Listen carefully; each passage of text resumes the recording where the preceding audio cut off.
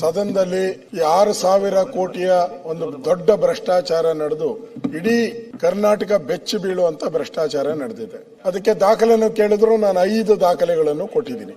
ಇಷ್ಟೆಲ್ಲ ದಾಖಲೆ ಕೊಟ್ಟರು ಕೂಡ ಪೆನ್ ಡ್ರೈವ್ ಕೊಟ್ಟಿದ್ದೀರಿ, ಲೋಕಾಯುಕ್ತ ಕಂಪ್ಲೇಂಟ್ ಕೊಟ್ಟಿದ್ದೀರಿ, ಸ್ವತಃ ಈ ರಾಜ್ಯದ ಒಬ್ಬ ಡಿಸ್ಟ್ರಿಕ್ಟ್ ಡಿಸಿ ಜಾಯಿಂಟ್ ಕಮಿಷನರ್ ಅವರು ಹೇಳಿರೋ ಹೇಳಿಕೆಗಳನ್ನೆಲ್ಲ ಕೊಟ್ಟಿದ್ದೀರಿ. ಇಷ್ಟು ಕೊಟ್ಟರು ಕೂಡ ಸರ್ಕಾರ ಇಷ್ಟು ದುಡ್ಡು 6,000 ಕೋಟಿ ಖಜಾನೆಗೆ ಬರಬೇಕಾಗಿರೋ ದುಡ್ಡು ಲೂಟಿ ಆಗಿದೆ. ಇದ್ರ ಬಗ್ಗೆ ನಾವು ರಾಜ್ಯದ ಮುಖ್ಯಮಂತ್ರಿಗೆ ನಾವು ಪದೇ ಪದೇ ಹೇಳಿದಿರಿ, ಅವ್ರ ರಾಜೀನಾಮೆ ತಗೊಳ್ಳಿ, ಫಸ್ಟ್ ಅವ್ರ ರಾಜೀನಾಮೆ ಕೊಡ್ಲಿ, ಆಮೇಲೆ ತನಿಖೆ ಮಾಡ್ಲಿ, ಅವ್ರು 3 ತಿಂಗಳಿಗೆ ಬೇಕಾದ್ರೆ ವಾಪಸ್ ತಗೊಳ್ಳಿ, ನಮ್ದೇನು ಅಬ್ಜೆಕ್ಷನ್ ಇಲ್ಲ. ಗಣಪತಿ ಕೇಸಲ್ಲಿ ಜಾರ್ಜ್ ಅವ್ರದ್ದಾಗಿತ್ತು, ರಾಜೀನಾಮೆ ಕೊಟ್ರು ಜಾರ್ಜ್ ಅವರು. ಈಶ್ವರಪ್ಪನವ್ರ ಕೇಸ್ ಆಗಿತ್ತು, ರಾಜೀನಾಮೆ ಕೊಟ್ರು. ಆ ವಿಡಿಯೋ ವಿಚಾರವಾಗಿ 3 ಜನ ಮಂತ್ರಿಗಳು ರಾಜೀನಾಮೆ ಕೊಟ್ರು. ಇದೆಲ್ಲ ಜನ ನೋಡ್ತಾ ಇದ್ದಾರೆ. ಇದು ಅಬಕಾರಿ ಇಲಾಖೆಯಲ್ಲಿ ನಡೀತಾ ಇರೋದು ಎಲ್ಲರೂ ಮನೆ ಮಾತಾಗ್ಬಿಟ್ಟಿದೆ. ಸ್ವತಃ ಯಾರು ಅಬಕಾರಿಯನ್ನ ಸೇಲ್ ಮಾಡ್ತಾರೆ ಅವರೆಲ್ಲ ಕಂಪ್ಲೇಂಟ್ ನಮ್ಮ ಹತ್ರ ಎಲ್ಲ 10,000 15,000 ದುಡ್ಡು ತಗೊಂತಾ ಇದ್ದಾರೆ. ಈಗ ಮುಖ್ಯಮಂತ್ರಿ ತಗೊಂಡು ಮಾಡಿಲ್ಲ ಅಂದ್ರೆ ಮುಖ್ಯಮಂತ್ರಿ ಪಾಲ್ ಎಷ್ಟು ಇದರಲ್ಲಿ ಅಂತ ಕೇಳ್ತಾರೆ. ಮುಖ್ಯಮಂತ್ರಿ ಪಾಲ್ ಇರ್ಬೇಕಿಲ್ಲ ಅಂದ್ರೆ ಯಾಕೆ ಕೇಳ್ತಾರೆ?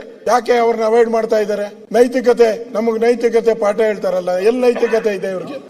ಇದರಲ್ಲಿ ಯಾವ್ಯಾವ ಎಲೆಕ್ಷನ್ಗೆ ಈಗ ಪ್ರಧಾನಮಂತ್ರಿಗಳು ಒಂದು ಹೇಳಿಕೆಯನ್ನ ಬಂದಿತ್ತು, ಅಲ್ಲಿ ನಾನು ನೋಡಿದ್ದೀನಿ. ಮಹಾರಾಷ್ಟ್ರ ಚುನಾವಣೆಗೆ ಅಬಕಾರಿ ಇದು 700 ಕೋಟಿ ಬಂದಿದೆ ಅಂತ ಅವ್ರು ಪ್ರಧಾನಮಂತ್ರಿಗೆ ಮಾಹಿತಿ ಇಲ್ದಿರ ಹೇಳಿರ್ತಾರ. ಇವತ್ತು ಪ್ರತಿ ಎಲೆಕ್ಷನ್ಗೂ ಹೋಸರಿ ಬಳ್ಳಾರಿ ಎಲೆಕ್ಷನ್ಗೆ ವಾಲ್ಮೀಕಿ ನಿಗಮದ್ದು, ಲೋಕಸಭೆ ಎಲೆಕ್ಷನ್ಗೆ ಇವತ್ತು ಅಸ್ಸಾಮಲ್ಲಿ ನಡೀತಾ ಇದೆ.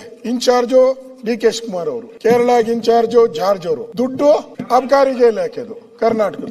ನಾವೆಲ್ಲ ಕರ್ನಾಟಕವನ್ನ ATM ಮಾಡಿದ್ದಾರೆ, ATM ಅಲ್ಲ. ಈಗ ರಿಸರ್ವ್ ಬ್ಯಾಂಕ್, ಕೇಂದ್ರದ ಕಾಂಗ್ರೆಸ್ ಸರ್ಕಾರ, ಕಾಂಗ್ರೆಸ್ ನಾಯಕರಿಗೆ ರಿಸರ್ವ್ ಬ್ಯಾಂಕ್ ಇದು.